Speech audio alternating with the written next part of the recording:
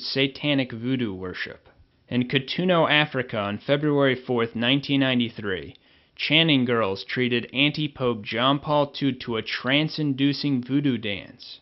Anti-Pope John Paul II has also taken part in many events both in Rome and abroad, where a native pagan ritual is included. These rituals spring from cultures which are entirely demonic and satanic in every aspect of their organized religious practices, yet are included in many of anti-Pope John Paul II's liturgical events. On May 14, 1999, anti-Pope John Paul II bowed to and kissed the Koran. The Koran is the Muslims' holy book, which blasphemes the Most Holy Trinity and denies the divinity of Jesus Christ. During his visit to Germany on November 17, 1980, anti-Pope John Paul II encouraged the Muslims to, quote, live your faith also in a foreign land. On April 12, 2000, anti-Pope John Paul II met with the King of Morocco, a descendant of the false prophet of Islam, Muhammad. Anti-Pope John Paul II asked him, quote, you are a descendant of the prophet, aren't you? Anti-Pope John Paul II has also asserted countless times the heresy that Muslims worship the one true God together with Catholics. Anti-Pope John Paul II General Audience, May 16, 2001. The believers of Islam, to whom we are united by the adoration of the one God. Anti-Pope John Paul II Homily, October 13, 1989. The followers of Islam who believe in the same good and just God. Anti-Pope John Paul II General Audience, May 5, 1999. Today I would like to repeat what I said to young Muslims some years ago in Casablanca. We believe in the same God. This is blasphemy and apostasy. Muslims reject the Most Holy Trinity. They do not worship the one true God. By asserting that Muslims and Catholics believe in the same God over and over again, Anti-Pope John Paul II is denying the Most Holy Trinity over and over again. Furthermore, one is struck by the specificity with which Anti-Pope John Paul II denies Jesus Christ in many of these quotations. For example, Anti-Pope John Paul II New Catechism, paragraph 841. Muslims, these profess to hold the faith of Abraham, and together with us they adore the one, merciful God, mankind's judge on the last day. Here we find Anti-Pope John Paul II's catechism teaching that the Muslims' God, who is not Jesus Christ, will judge mankind on the last day. This means Jesus Christ will not judge mankind on the last day, but rather the God whom the Muslims worship will.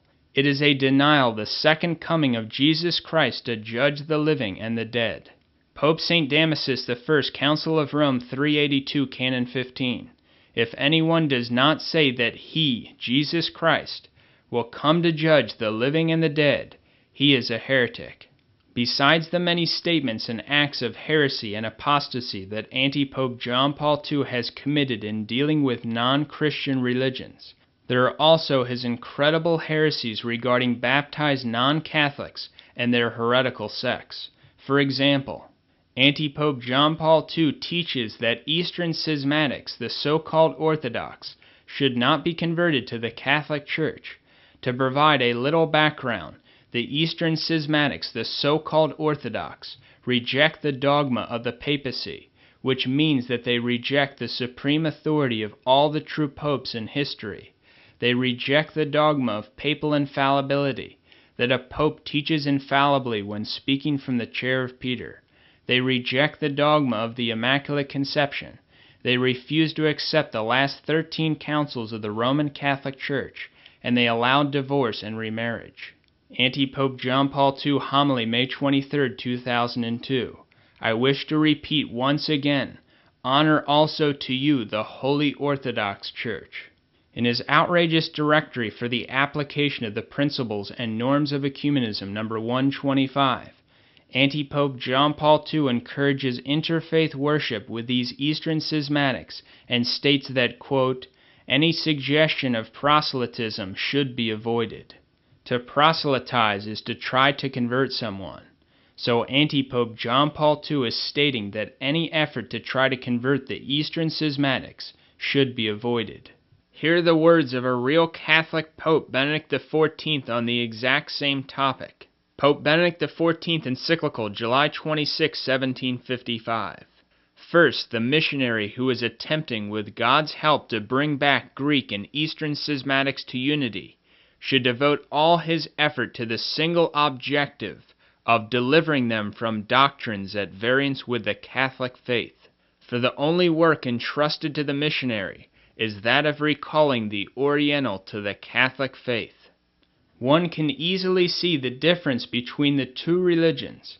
The Catholic religion teaches that all of its teachings must be accepted and that non-Catholics need to be converted. The non-Catholic religion of Antipope John Paul II teaches that the Catholic faith is meaningless and that non-Catholics should not be converted. Walter Kasper, a high-ranking member of the Vatican II Church, understands this quite well. Kasper was made, quote, cardinal by Antipope John Paul II in 2001, and by Antipope John Paul II's direction, he now heads the Vatican's Council for Promoting Christian Unity. He stated, "Today we no longer understand ecumenism in the sense of a return, by which the others would be converted and return to being Catholics. This was expressly abandoned by Vatican II." In 1993, the Vatican signed the Balamon Statement with the Eastern Schismatics, the so-called Orthodox Church. In this Balamon Statement, which was approved of by Antipope John Paul II, any attempt to convert the Eastern Schismatics is rejected as, quote, the outdated ecclesiology of return to the Catholic Church. Pope Pius XI, Mortalium Animos, No. 10, January 6, 1928. The union of Christians can only be promoted by promoting the return to the one true Church of Christ, of those who are separated from it. So it is a fact that Antipope John Paul II and his false church reject word for word the dogma of the Catholic faith, that Christian unity is only achieved by conversion to Catholicism. Antipope John Paul II, homily, January 25, 1993. The way to achieve Christian unity, in fact, says the document of the Pontifical Commission for Russia, is not proselytism, but fraternal dialogue. It is therefore a fact that Antipope John Paul II teaches that the faith of Rome is not to be held by non-Catholics. Therefore, he cannot be looked upon as holding the true Catholic faith. Pope Leo XIII, Satis Cognitum, No. 13, June 29, 1896. You are not to be looked upon as holding the true Catholic faith if you do not teach that the faith of Rome is to be held. Those who assert in the face of these facts that Antipope John Paul II is to be looked upon as holding the true Catholic faith, in other words, that he is their Catholic Pope, are denying this teaching of the Catholic Church. In his encyclical on St. Cyril and Methodius, No. 27, Antipope John Paul II again indicated that Eastern schismatics should not be converted to the Catholic Church. He stated that unity with the schismatics, quote, is neither absorption nor fusion, which means not by conversion.